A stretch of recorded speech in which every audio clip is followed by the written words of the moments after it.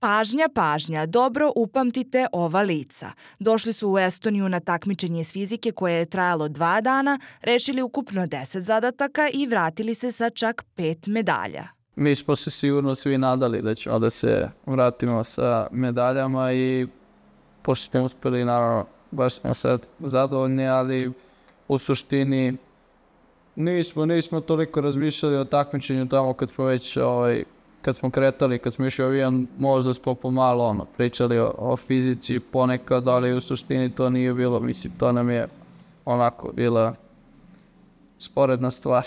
Ono što je najbitnije prema rečima gimnazijalaca na takmičenju ove vrste je plan i strategija na šta se fokusirati i kojim redom rešavati zadatke. Za razliku od većina takmičenja iz fizike gde je jedan dan teorija, a drugi eksperiment, ovde su oba dana slične, oba dana ima i teorije i eksperimenta, tako da pored samo znanja fizike ovde je bitna i ta strategija, da li ćete se fokusirati možda više na teoriju ili na eksperiment. Iako su ostvarili zavidan rezultat, nisu se opuštali do proglašenja. Nakon završetka, mislim, više bude sad strepnja malo nego veselje.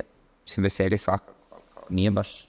Tek nakon rezultata možemo da se omestimo skroz. Pored medalja, nagrada i odličnog uspeha koji su ostvarili mladi fizičari, obrazovanje je, prema rečima direktorke, ono što im ostaje zauvek. Znanje, ono suštinsko znanje koje steknete na tom putu školovanja je zapravo vaš najveći kapital za ceo život. Ono što kažem često svojim đacima, to je najveća vrednost ove škole.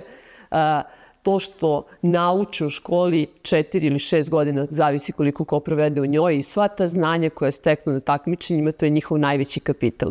I to znači da su slobodni. Jer kad ste izuzetni i imate znanje koje vas razlikuje od svih drugih ljudi, to vam daje slobodu da možete raditi šta god želite na ovome svetu. Iako nije bio fizičar, Nelson Mandela rekao je da je obrazovanje najmoćnije oružje koje može da se upotrebi da bi se promenio svet. Ovakvi uspesi bez sumnje doprinosi ugledu Srbije u svetu.